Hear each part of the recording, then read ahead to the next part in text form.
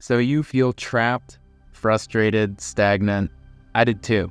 But over the last 2 years, I have flipped my life 180 degrees. I am happier, healthier, wealthier, and freer than I've ever been, thanks to a lot of these first steps that we're going to walk through in just a second. So these are the 18 first steps that you can take right now to become more free than you are. So number 1, accumulate assets. So what I mean by this is don't let your money just sit in your bank account. When I started making money, I just let it sit there. And if you don't have a high yield savings account, which most Americans, Canadians, and Europeans do not, you're leaving money on the table. So make your money work for you. Invest in real estate, invest in properties, invest in other businesses. Just a few months ago, I bought my first international real estate, and that money will grow over time. I'm able to Airbnb it, I'm able to rent it out, and I can obviously sell it in exchange for more money in a few years. So make that money work for you. Number 2, learn about Bitcoin. So number 1 wasn't financial advice, and this is not financial advice either. I don't have 100% of my net worth in Bitcoin.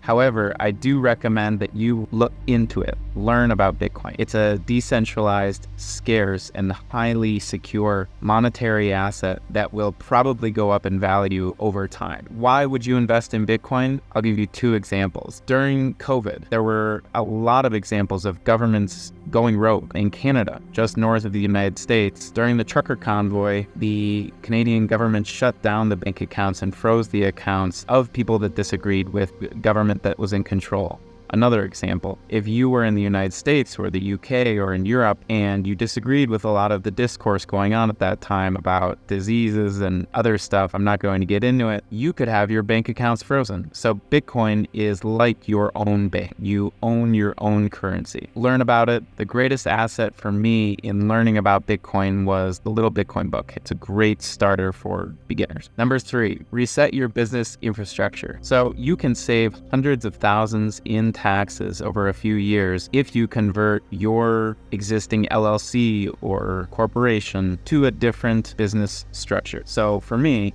I'm converting my LLC to an S Corp, which won't save me hundreds of thousands in taxes, but over time it will. Again, this is not financial advice, but look into with your accountant which business structure is right for you. Don't leave money on the table. Number 4, become more curious. Stagnation is the enemy. If you are stuck in your current situation, in your current phase of life, become more curious. What do I mean by that? Just explore.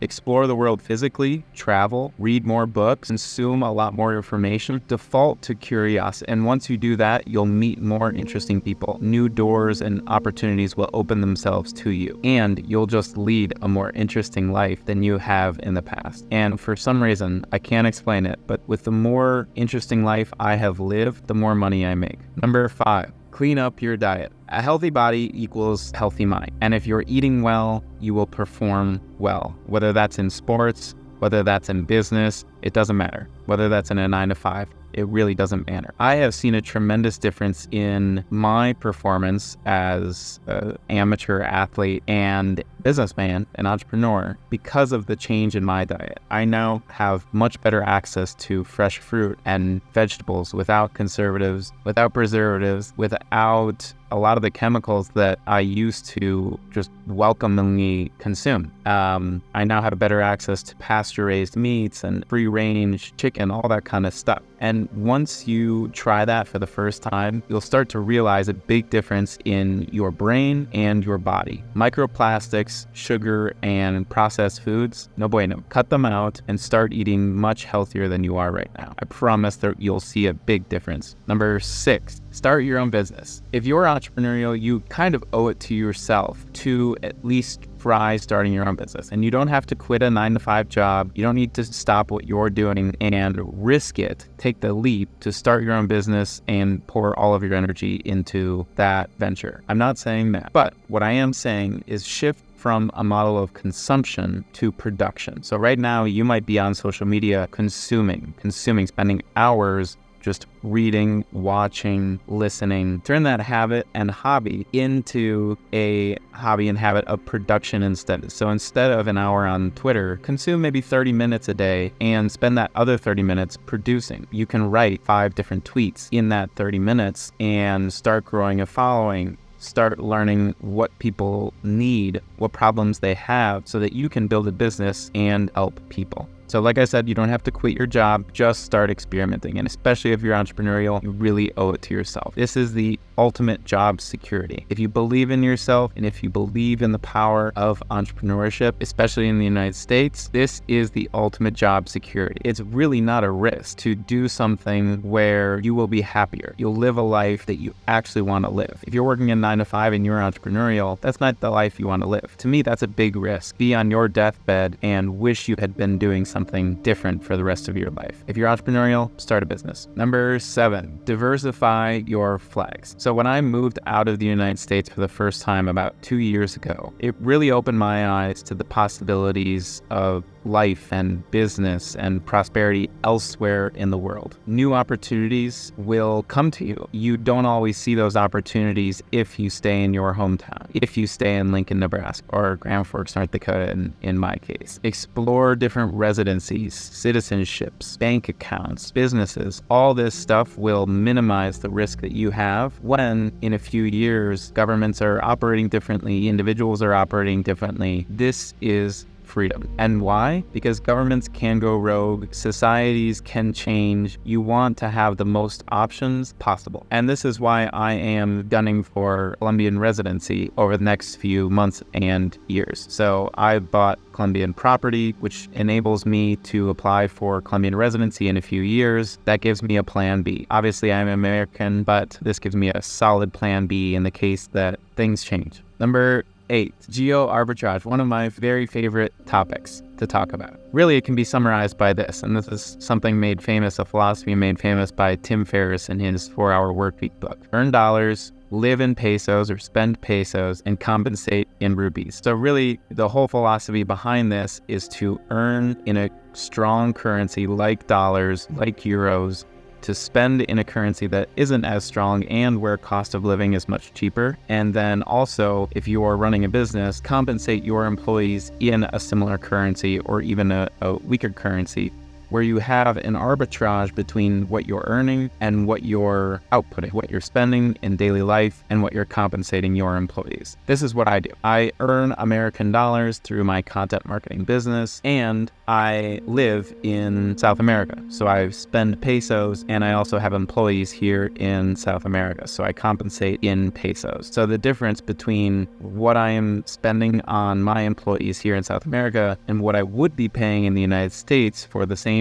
level of work is a big difference. Number 9, commit to peak health and fitness. So you owe it to yourself and your family or future family to be here on Earth as long as you possibly can. And the way that you do that is you commit to really good health, really good fitness, and dieting really well. I'm in the best shape of my life right now because of a lot of changes that I've made in the last 2 years. A daily workout habit, sometimes twice a day. Better eating habits, fresh fruit, veggies, and really good meat and chicken. 10 is invest. So again, this is not investment advice. I'm not a financial advisor. I know nothing about this stuff, but I'm just a dude who has some personal experience and advice. Invest. So don't let that money sit in your bank account, but do it passively. So invest in index funds, mutual funds that will grow over time. Usually they're growing at 7% every year, which means that if you're letting it sit in your bank account, you're earning maybe 1-2% on that a year. Terrible. If you invest that same money into Vanguard mutual funds, Vanguard index funds, or wherever you're keeping your money, index funds and mutual funds, you can gain way more than that 1 or 2% that you would be if you kept it in your bank savings account or checking account. Invest your money.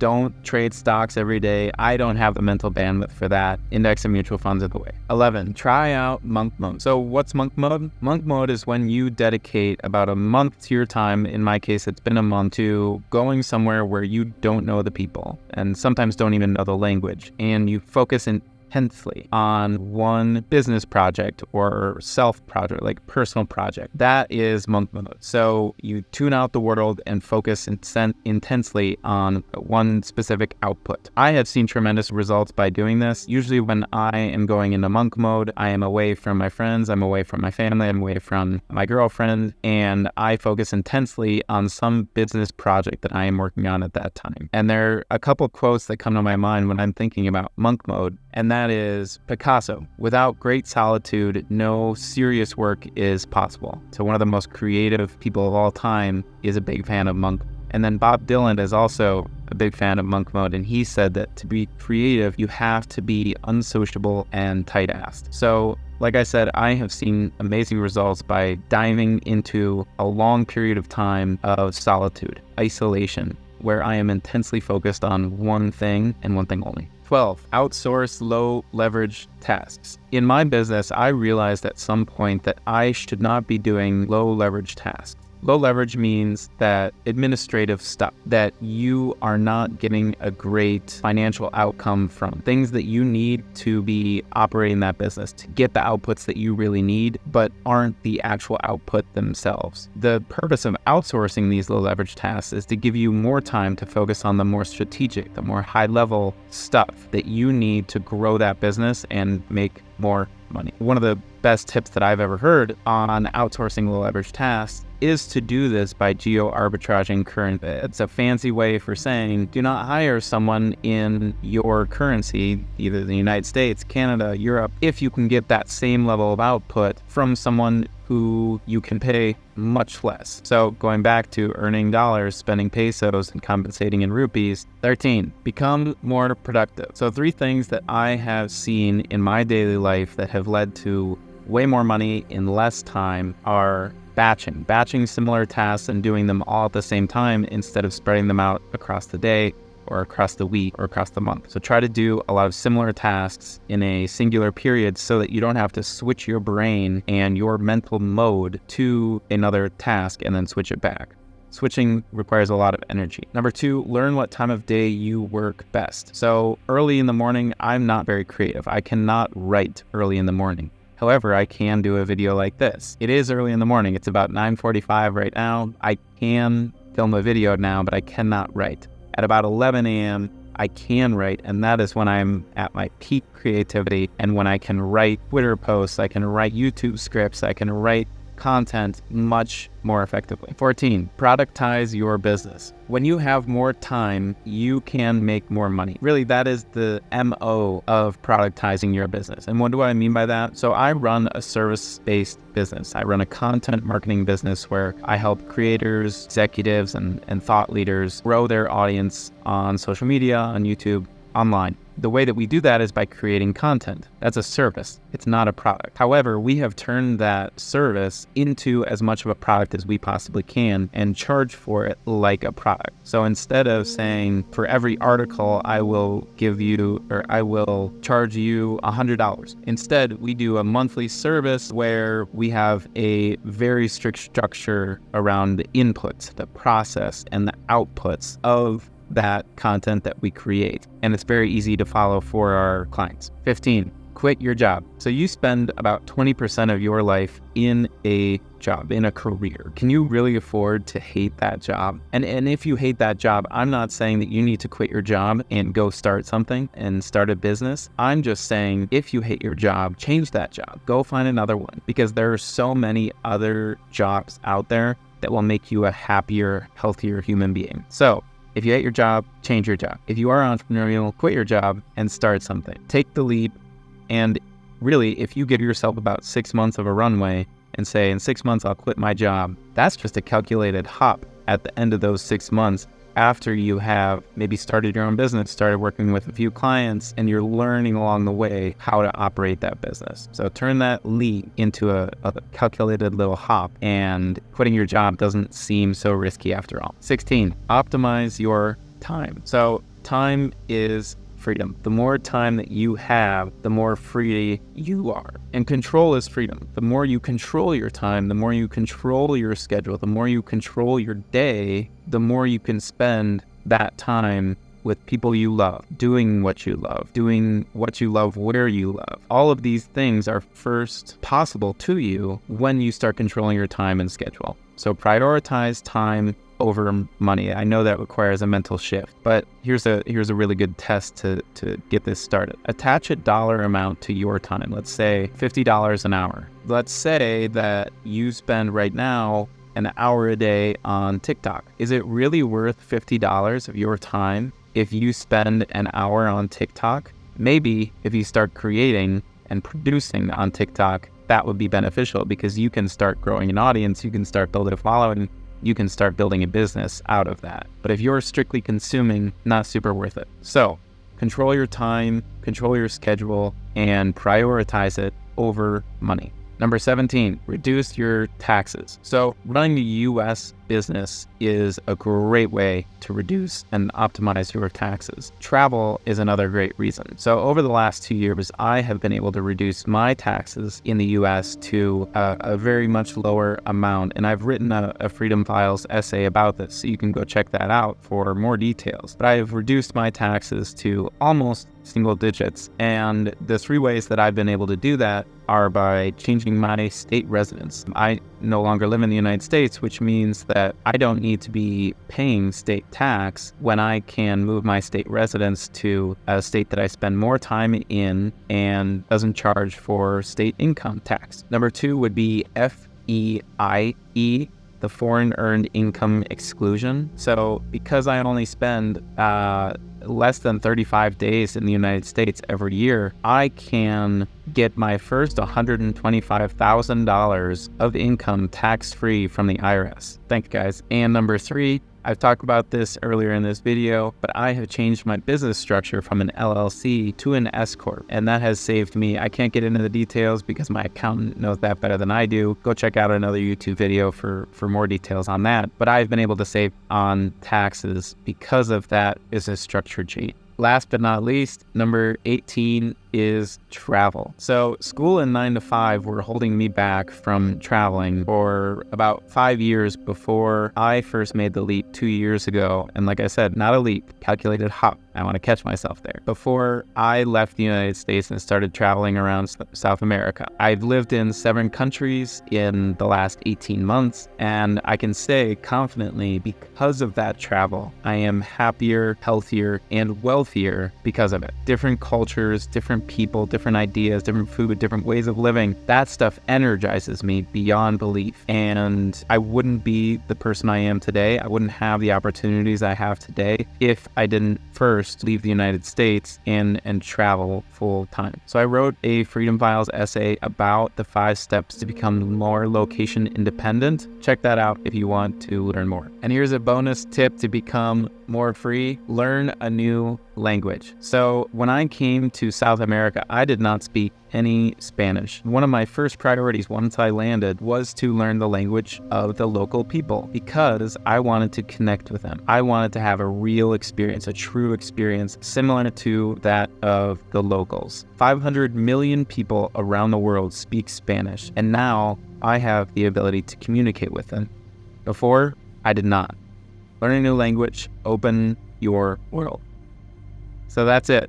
18 ways to instantly become more free. So now let's walk through these individually. Travel, invest, quit your job, Geoarbitrage, invest in Bitcoin, reduce your taxes, clean up your diet, optimize your time, diversify your flags, accumulate assets, become more curious, start your own business, become more productive, productize that business, outsource low leverage tasks, spend a month in monk mode, commit to peak health and fitness, and reset your business infrastructure. So which ones are you prioritizing? Comment below and let me know. Thanks for watching.